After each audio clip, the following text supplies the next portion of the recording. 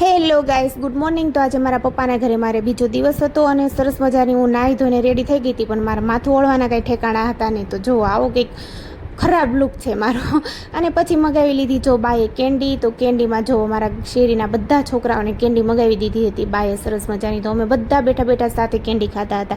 અને પછી જો પાયુએ સરસ મજાનું શાક સુધારી લીધું, કેમ કે બપોરે આપણે જમવાનું તો બનાવવું પડે ને। તો જમવામાં આજે બધું જો પાપડ, રોટી, ફુલાવર બટેકાનું શાક વગેરે વગેરે, છાશ ઠંડી ઠંડી। અને પછી બપોરે એક બેન આવ્યા ને તો અમે થોડી ખરીદી કરી લીધી। જો આ બ્રેસલેટ લીધું, વીંટી લીધી, એવું વગેરે વગેરે લીધું હતું અમે બંને બહેનોએ। તો સરસ મજાને એવી ખરીદી કરી।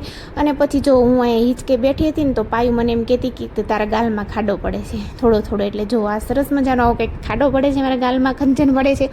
અને પછી જો 5 વાગ્યા ને તો છોકરા જો આ બેટ દડે રમવા માંડ્યા, ક્રિકેટ રમવા માંડ્યા મારા ફળિયામાં। અને પછી જો રુદ્રને હું રામજી મંદિરે લઈ ગઈ તો ત્યાં દર્શન કરવા લઈ ગઈ હતી।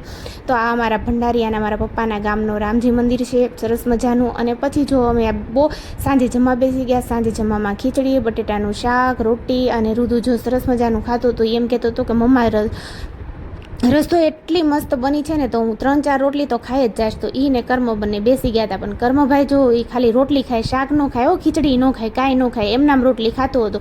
તો મેં કર્મને કીધું કે કર્મ તું શેની હારે રોટલી ખાતી? કે માસી મને છાશ આપો। તો છાશમાં બોલી બોલીને ખાતો હતો। પછી રાત્રે જો ભવનમાં અમે સૂતા હતા ફળિયામાં, પીપળા નીચે। તો કાંઈ નહીં, આજનો બ્લોગ આટલો જ। Bye, like, comment, share, subscribe. Mahadev.